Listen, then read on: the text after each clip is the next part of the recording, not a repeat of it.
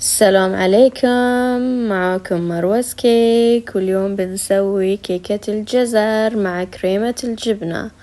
هذه الكيكة جدا خفيفة وطعمها متوازن، والخطوات سهلة وبسيطة. تابعوني خطوة بخطوة وإن شاء الله بتصير من وصفاتكم المفضلة.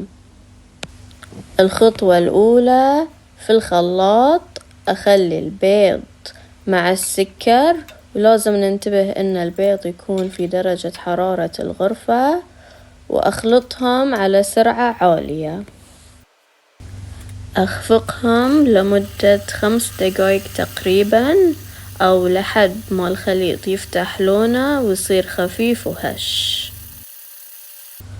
وهذا المفروض قوام الخليط.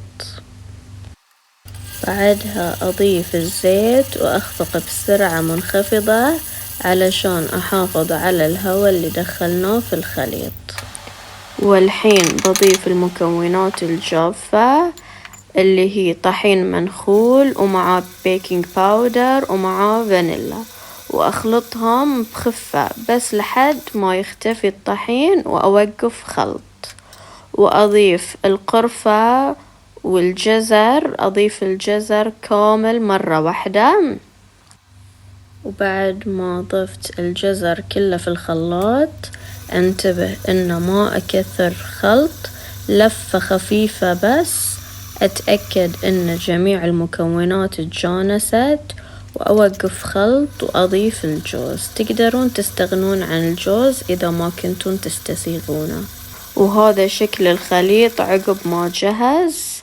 أصب الخليط في الصينية مدهونة ومبطنة بورق الزبدة، وأدخلها على فرن حار على حرارة 180 لمدة 40 دقيقة تقريبا.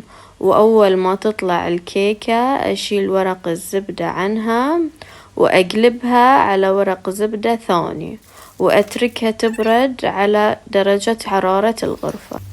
بالنسبة للكريمة بستخدم كريمة الجبن، ونحتاج جبن كريمي مع زبدة مع سكر باودر.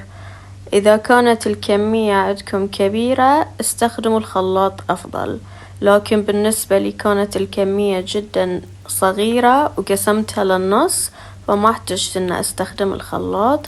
في زبدية خلط زبدة لينة وجبن كريمي، وضفت رشة فانيلا وسكر باودر، وأخلط لحد ما تصير عندي كريمة ناعمة ومتماسكة وجاهزة للتزيين. وهذا قوام الكريمة عقب ما اختلطت جميع المكونات فيها. بعد ما بردت الكيكة تماما وتماسكت، بديت أقطع الحواف بسكين علشان تطلع النتيجة النهائية مرتبة. شوفوا شلون الكيكة من داخل هشة وطرية. والحين وصلنا لفقرة التزيين. وزعت كريمة على وجه الكيكة بخفة علشان ما تصير ثقيلة، وحاولت قد ما أقدر إني أخفف كريمة وما أكثر منها، وبديت أوزعها بشكل عشوائي، بس تأكدت إن لازم الكيكة كلها تكون مغطية ولو قليل من الكريمة. وبالنسبة للكريمة تقدرون تستخدمون قمع أو سباتشولا مثل ما تحبون تزينونها، بس حبيت أسوي ديزاين بسيط جدا. قطعت الكيكة إلى مربعات متساوية. أفضل شي تستخدمون سكينة طويلة وحادة علشان التقطيع يطلع مرتب وما تتفتفت الكيكة معاكم. تقدرون تدخلون الكيكة في الثلاجة لمدة نص ساعة أو أكثر إذا حابين.